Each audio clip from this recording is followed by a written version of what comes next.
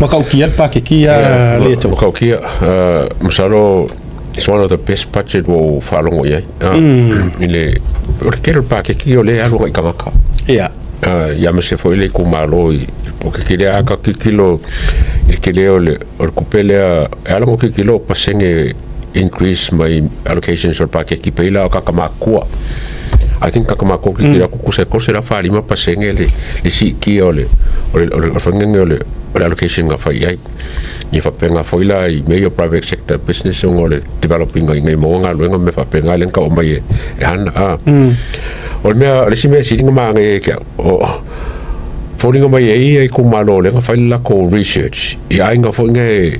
ele o le lei. Ainga whoi e lenga wil Pakeki lea mo ainga whoi le whape mai e kose lau ma le ongo I a families. Mai kumalo se lau whakas. O le wa el Pakeki lea wa sikia mai le afa milionga le milionga. Ko nga kanga konga la pa kanga wel so ngia tap ya. Ia. Ai foringa ma foila fa ele fa le homework le ai kumalo e mo wa inga ka ola manga mia ba ko nga so ngia. Ai le o faia. O le la miss out Pakeki le. Nga le ka mai ai ko mo le ko se mo longo ia ainga. E fonga nge peng fikila le milionga le wa no ke tiele e fonga le malo so ye kala pe hola pensions le nka mo foi e vanga le ya ka ko village projects me penga ye ka wia ko kikia ke le Pakeki le wa ngai ko la va ya inga makanga ka ko ka ser malo ya me se foi la ya ye ku malo ye ka la ye pa wale me o ke roinga I o kiki ko Pakeki sare ko nga vese me le ombudsman wala nga o ke le pa la nga officer nei ma se mea nei fa ko ele o ke le pa la nga le o fanga le ombudsman e wala nga vela ko kire kasi ngai fia milonga ko ke albo milonga ko pela ave ai officer le surfa inga samo kasi le officer ma kwa le lo pola me po inga surfa ya inga pengifiki mai inga surfa inga ya fatu ai fo ole fatawa o esa noa le atawa ole o tauri mai na le tatou officer ia le tatou district directory 2024 le ia mai to tonu fa maunga o tu malo mai lima suma tasi o proketi uma nga ku fa kasi le la auto sisira mai ai ole amatanga o te loa ole vai so fo ato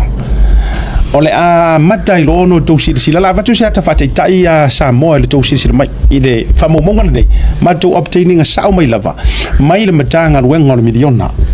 mai le to sanga na tenei le foi la le afola wai ko sila mai vai monga tasi le wa ba ku ka inga va tai fa mai te mai la mai ngol tatu ku New Zealand packet o vai monga kasi e afi ai no nei fangari lauli le tongo vai le leuta vai le tai ngau faka oko ko marko map nga I lunga fa fanua o Samoa o le total population famawinga mai last year ile Prokeki valu afe fitu se lau tolu se fulu maleono tangata o le fa inga tangata nei o tamaitai fa afe tolu se lau o le fa inga o ali e fa afe fa se lau tolu se fulu maleono o le fa inga I tu vai na I tangata matutua ono lima anga I lunga te usanga pof tamama tina fa se lau fa se fulu fa tamaiti mai le va o le ya to se te usanga mai le pepe mea se yo o se fulu fitu te usanga tama mateine tolu afe fitu se lau fa se fulu leono o le tūlanga o le youth po o le tausanga fo ile vai tausanga o le talavou se fulu ma le valuanga ile tolu se fulu ma le lima tausanga tama mateine e lua afe tolu se lau tolu se fulu ma le valu o le awhainga o tangata ile ato doa le malosi disabilities I to tonu o vai monga kasi pe afa pe o ngai ke fia si le fia e se lau fitu se fulu ma le fa tato atu I farsa po e kalesia o e kalesia I to tonu o le tu malo o vai monga fa o I tari vai monga tasi e se fulu e kalesia numbers of household o le awhainga o ainga longo winga urunga li ima whanau e afe lua se lau ono se fulu ma le lua o le awhainga o a onga I to tonu o vai monga tasi e lima la vakuna na makala fakaika nga vai mon kasile la ka ko fa yaile ne fiafi ai ole alu mai ku malo di matasi li atu ole ata amata vai so fo sila la o do samoa pengi fiki la yo lo pa local fast de la vatu net fa te inga o pa ke ki le o mai e hanna ilunga o se tala le lei o se tala fia o le mafu angale nga le nga nga wa ko ke pa local fast le anga siri fa afe aku fo langa o le 2 milionga mai si o pengi fiki ngai lo o le kola pelenga marisi meanga nga uma mai a fa nga ngei uma ngei now sila la o doa vai mo fa fai fo do calculator fa mo le ali a doa ma hana me se voi o do le lunga proclame de la fa ka mai demonstration le mana tua mai ta to wo le pensiona tangata ia lea la vea le pensiona a fiat pensiona le wai ko se la kara tolu se lau tala fa se lau fa se furfa le fa ingo tangata o le a fa manu ia ina le tai tolu se lau ile lua vayaso lono winga aka ko alu le lua efia lua suongo lua suongo vayaso e kala ai ile tausanga e tala ai le tangata a faya o winga lo tau faya tuai tato wo i tangata mamai se lau fitus furu male fa maua fo ile la ko pension tulango tangata pepe fo mai le proclame le tonu afi tala le apantio le tonu tausanga mana tua mai ese mai ile 2 milionga ile kausanga ai ka ngoi faila u calculations o tole na o vai mo ngatasi ole upu mongi amare upu ka ukingo e uma enga afa pe ole 2 milionga ile 5 kausanga le paia inga kusa 10 million on top of that you are looking at $30+ million for a vai mo ngakasi la vai pe a uma nginga ka ngoi faila u calculations i fa mangu yanga e maua e vai mo ngakasi longo winga elenga or se furu milionga e ke kilo ai onga or polo ke kile wa yan you are also looking lenga e fulile a onga mango mele to e free our onga free lunch fuanga ngei o sipi a onga kamekila iki a onga fa akula ngalua a onga kolisi maleano ano yo penifiki uma ye le amawa esa sa ko kongo vai mo kasi la vai ole sam a ko lava lea ore kamau a inga o Samoa esa sa ya vai monga kau ke kilo fa popo e mar pro ke ki milionga ile paia inga le o ke karangoa ko kau ke kilo ile fa ko se furu fast furu milionga o ko sila maila ai anga ka ko ngau ngeila ile ko la le ngale fia lima se rauka la le ke moanga e kausa e mai angi umangi o vinga la fa tai wo mawari tato obtaining ole o i ole a e sila fia i lava ma e nofo toto ai ile a fa inga o kangaka o ekalesia o a uma me uma le ole a fa alu ai le kamau a inga ole ma ole ku e ko esa sa a ku mo ka ku tangata lutile fa fikaila i ole loko ole a o le kaimi a ye le vai moa ale a inga maumea ai mare vai moa ale a inga ile ai vai moa de onanga ko ani ole fa tinga na ile paketi 1.24 billion ale tele fo i o lona vai na mai tele o matanga wenga se le ate woman ole tolu se lau ile a foi or ko se lau le pensionga ai kala fa lua tu se tolu se lau ai se lau mas furu kala ile vayaso ile lua vaso mua ia fa ko ako kala ile so ele sa wa tola le arma nga yefo e wala nga e manga ye ki ku fa lua ile masinga kas yo a ko sa fo voi effect ile ne ko sa fikus furu lima se lau o pengi fiki mane fa taile na ile tu ole o sitia le pensiona na i matua ile toru lau ya e te alu lai tala fo ile afaile amatanga o masina ia fato tala ila ia le ole restil fa ngol masina wa manga ia ko usari pengi fiki e ke reo me ke ofo pa ke kinge o fenga ngi ko pe ko sa ke lenga mangel vas fa mai ya fe menga ku alenga mai ele mianga sa fa ele fast ku fa lenga angol ku pe o pisil ke le o fe nga ngi ku pe in the last 25 years fe nga ngi ku pe o dato va ile le kel ku pe ai fa ka yo le o tu sa o tanga tai ngau e fa nga sa o mai ku pe nga yero ka iro ka ke muse fa se kala ke fa pe wala o le o include ko pa ke pe se la o ko milion ya grants ka ku fa fo wa mele ke nga misi ke lo pa ke ke ko ke lo pour faire du grants e mai anga ku vole le pe Barcelona milion pe se milion le revenue le ko sa mo la vai ai le ka ka ngo mai no pe fia ni me ba ku fa fo a fien ku pe mo alexa me pa ke se la on ko ke se la o fa milion le foi ka mo ku pe ba ku fa ole metua telele fa taile e ole me mali la o mata mai mo le tunu le il fo tangana na fi o ke fai ko le mai la ile ta o me ka fa so ngai ile ko ile to fio o mo pola na rosa ave min ska ku pe ma de tu mai o matua ai fa ka penga le le tu ngai au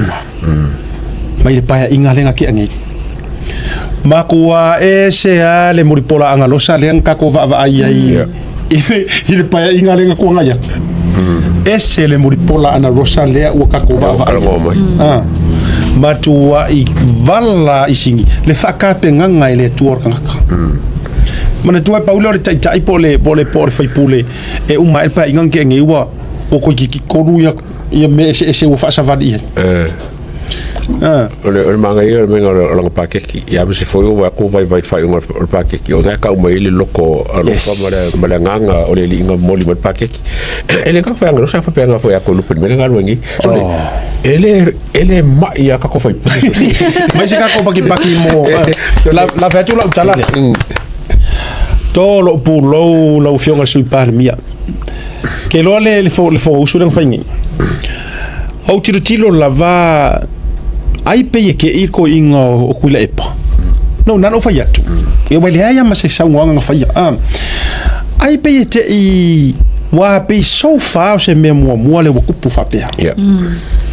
me le dedication of power sila